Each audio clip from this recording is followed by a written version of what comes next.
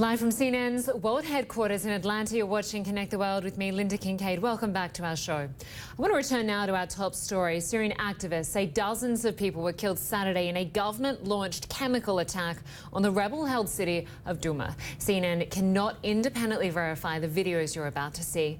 They were taken by anti-government activists and doctors.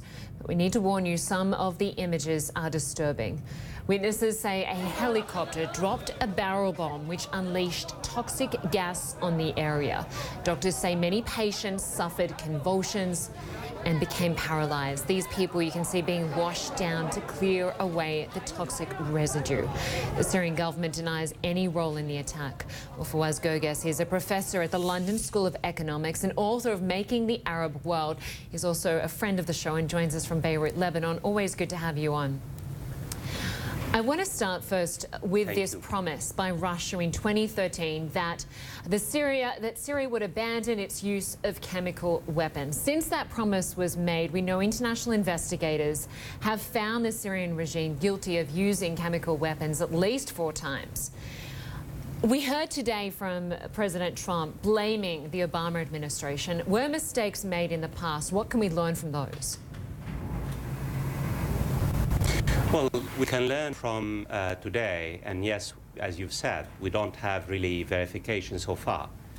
We don't have credible evidence, multiple sources, even though there has been a pattern of the use of chemical weapons and nerve gas in Syria, 2013, 2017, 2018.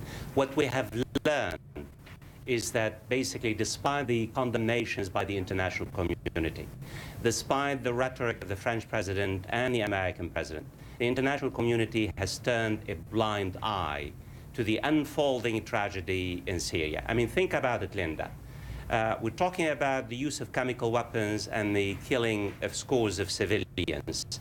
What you have in Syria, more than 400,000 have been killed in the past 8 years. It's the worst humanitarian crisis in the world. Yes, we should be terribly concerned about the multiple use of chemical weapons over the years, but what we should be concerned about, how do we end this strategy? President Trump blames Barack Obama. Okay, Barack Obama made some mistakes. Is President Trump committed? Does he have the desire and the will to basically become engaged in Syria? This is the question. As we know, he wants to bring American troops sooner rather than later. So before criticizing basically his predecessor, President Trump's responsibility is to get fully engaged, actively engaged, diplomatically engaged with the international community to bring about an end to this particular tragedy that has ravaged both state and society. As we heard today, President Trump tweeting just a short time ago, warning of a big price to pay for this apparent chemical attack. We also heard a response to that tweet, senior Republican Senator Lindsey Graham, saying that Mr. Trump has to back up that tweet with action. Just take a listen. If it becomes a tweet without meaning, then he's hurt himself in North Korea. If he doesn't follow through and live up to that tweet, he's going to look weak in the eyes of Russia and Iran. So this is a defining moment, Mr. President. You need to follow through with that tweet, show a resolve that Obama never did to get this right. So we have a president here with 2 conflicting positions. One saying he wants to remove US troops very soon, and on the other hand saying that there's going to be a very big price to pay. With regards to what Lindsey Graham just had to say, will the president listen to that? Will he act on that?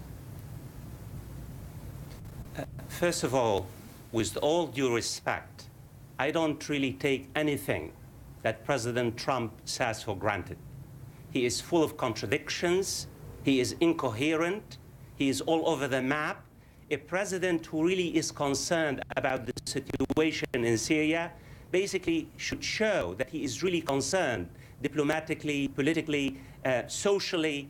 The reality is, even if President Trump carries out an attack tomorrow or the day after, as he did, as you know, in 2017, this is not enough. The situation has gone too far. It's too little. What we need now is the international community, led by the United Nations, by the European Union, by the US President to really sit down with the Russians, with the Turks, with the Iranians, with the Saudis, and try to find a solution to this particular crisis. My take on it is that President Trump's words about a big price does not really mean much at all, because as long as he does not translate his rhetoric into active political engagement, the rhetoric, basically, the world does not take the rhetoric seriously. I'm here in the heart of the Middle East, in Beirut, and people realize that President Trump does not mean when he talks about big price, whether it's about North Korea or even about Syria. And Fawaz, I just want to remind our viewers about what happened in 2017. You just referenced it briefly. Almost exactly a year to this day, dozens of civilians in Syria were killed in the rebel-held town of Khan Sheikhoun, including women and young children. Activists, of course, blaming the Syrian government. And 2 days later, Donald Trump launched 60 cruise missiles at a Syrian airbase. And then days later, the UN Security Council looked to pass a resolution condemning the chemical attack. That was vetoed by Russia, a close ally of Syria. So for all its awfulness, these attacks seem to be effective for the Syrian regime, and no one seems to be stopping them. How close are they to victory? Well, I think you have really put your finger on the pulse of a very critical angle of the Syrian conflict.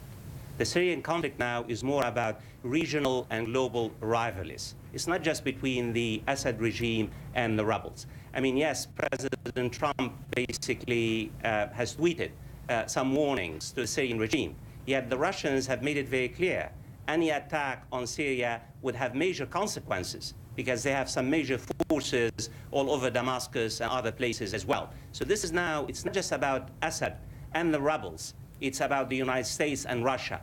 It's about Israel and Iran. It's about Turkey and the Kurds. It's a very complicated situation. And yes, Linda, the Assad regime is winning militarily. And Assad is in a hurry to finish off the rebels. But at the end of the day, what we need here is not an American attack against some chemical facilities in Syria. What we need is active American diplomatic engagement with the international community. President Trump has one fixation, and one fixation only, and that's the so-called Islamic State. Even if the Islamic State is defeated in Syria, the Syrian war will go on for many years. The challenge is not only to defeat ISIS militarily, the challenge is to end the tragedy that has taken, that has exacted a heavy toll on the Syrian people, including today. Yet, a warning to our viewers, we do not have conclusive evidence that the Syrian regime used chemical weapons today, even though there is a pattern of attacks by the Syrian regimes, including chlorochemical gas and nerve gas in Syria since 2013. Fawaz Gerges, always good to get your perspective. Huge challenge, even with this war now in its 7th year. Thank you so much for being with us.